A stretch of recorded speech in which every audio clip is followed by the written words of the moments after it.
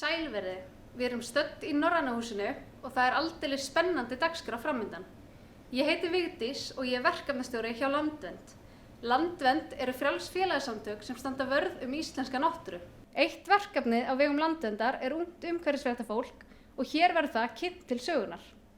Verkefnið ætlað ungu fólki og snýst að kynna sér umhverfismál og miðla upplýsingum til almennings með fjölbreyttum leiðum. Nú í vetur hafa 10 framhaldsskólar tekið þátt í verkefninu og kominn tími til þess að sjá afraksturinn.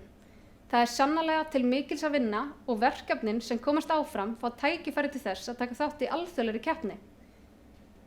Keppt efstu 3 sætin og val unga fólksins sem valið af 3 ungmennasamtökum á Íslandi.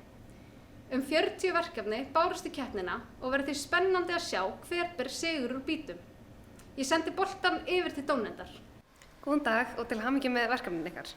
Ragnhildur Þrastdóttir heiti ég og ég blaðamaður hjá mbl.is og varaforseti Landssamtaka íslenskra stúdenta.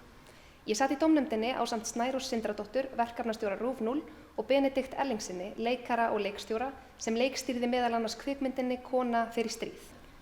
Dómnefndin hefur ákveðið að lyfta upp 3 verkum á 3 ólíkum miðlum sem fást við 3 ólík umfjöllunarefni. Mörg metnaðarfull verkefni voru send inn og það var virkilega gaman fyrir dómnefndina að sjá með svo skýrum hætti að ungt fólk að velta umhverfismálum fyrir sér. Ég ætla nú að kynna fyrir ykkur niðurstöðu dómnefndarinnar. Í 3. sæti Instagram síðan Hellisbúarnir. Þar að ræða verkefni íshella og jökla. Bráðnun jökla ógnar ungum kynslóðum í dag og stefnir heimkynnum okkar og lífsháttum í hættu. Hópurinn setti efnið fram á mjög aðgengilegan hátt fyrir ungt fólk sem var til fyrirmyndar en miðlunin var í senn fræðandi og lifandi. Sæl, við erum fréttamiðlahópurinn Hellisbúarnir og erum að gera alþjóðlegt verkefni sem heitir Young Reporters for the Environment. IRE alþjóðlegt verkefni umhverfismál.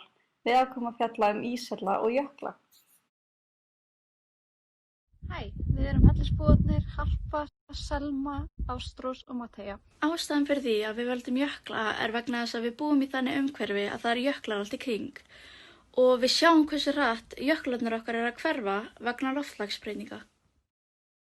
Myndin íshella verður þegar vatnið frá jöklunum að reyna að finna sér auðveldustu leiðina niður á jöklunum. Það gerist aðalega á sumrin þegar heitt í veðri.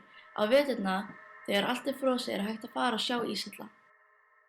Í öðru sæti ljósmyndin Congratulations Humanity. Myndin segir sannarlega meira en 1000 orð og hittir okkur neytendur sem erum fastir í viðjum umbúðasamfélagsins beint í hjartastað. Myndin líka sterk gagnrýni á stórfyrirtæki og hvernig þau standa fyrir umhverfisskaðandi iðnaði allan heim. Congratulations Humanity listaverk sem vekur áhorfandann sannarlega til umhugsunar. Hæ, ég heiti Ásdís Þórsdóttir og ég úr Fjölbrautaskólanum Ármúla. Ég fekk hugmyndum mína einfaldlega með því að líta í kringum mig. Rusl allsstaðar. Það kemur frá öllu sem við framleiðum og öllu sem við neytum. Ruslið eins og kaka. Kakan veitir okkur skammtíma hamingju en hún ekki góð fyrir okkur.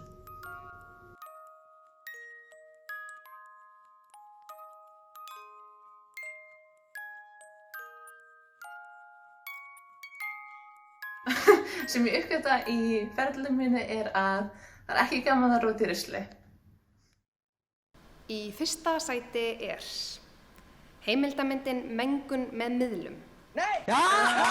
Let's go! Já!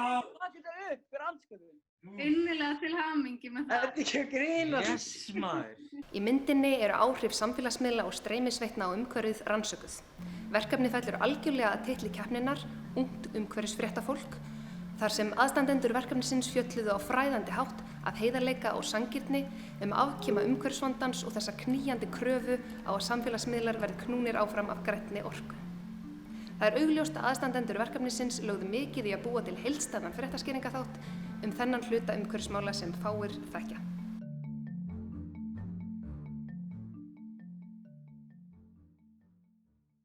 Samfélagsmiðlar. Hvar værum við án þeirra? Þeir eru orðnir risastór hluti af lífi hvers og eins í nútíma samfélagi og ekki á niðurleið í bráð. Aldrei í sögu mannkynsins hefur fólk haft eins auðveldan aðgang að samskiptum, upplýsingum og vitund á heiminum. Þetta hljómar eins og hinn fullkomna uppfinning, en getur það verið? Hugsaðu nú aðeins. Hvað heldurðu að gerist þegar þú opnar app, lækar mynd, horfir á vídeo og hliðir upp 5 myndum? Ekkert. Hvert fara allar þessar upplýsingar? Hvar eru myndina þínar geymdar? Það kemur flestum ekkert á óvart því ég segi þér að geyma allar þessar upplýsingar þarf gríðarlega kröftugar gagnamiðstöðvar sem þurfa svakalega mikla orku. En það sem flestir hugsa ekki út í við hverja færslu, til dæmis þegar þú ýtir á like-takan, fer fram ferli sem krefst rafmagns og ferli til að framleiða rafmagn geti skilið eftir sig kolefnisfótspor.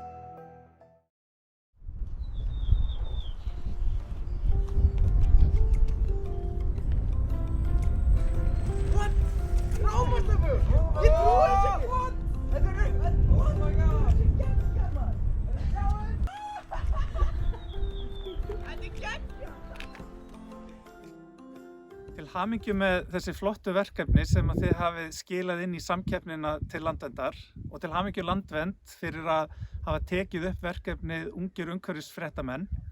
Þetta er verkefni sem er rekið í 45 löndum í heiminum og er virkilega að gefa ungu fólki rödd í umhverfismálum, rödd sem að skiptir máli og er til þess fallið að fá fleiri í lið með okkur til þess að takast á við þær áskoranir sem að bíða okkar í umhverfismálum, í náttúruverndarmálum og ég hvet ykkur öll til þess að halda áfram á þessari braut og koma á umhverfisverndarvagnin og fá fleiri með okkur á þann vagn. Bless, bless. Hér með ljúkum við þessu frá Norræna húsinu. Ég vil þakka öllum þeim nemendum, kennurum og öðrum velunum verkefnisins kærlega fyrir þáttökuna á stuðningin. Það er gífurlega mikilvægt að ungt fólk fá að taka virkan þátt í umræðunum umhverfismál. Ég vona að verkefnið sé komið til að vera og að keppnin verði haldin árlega héðan í frá.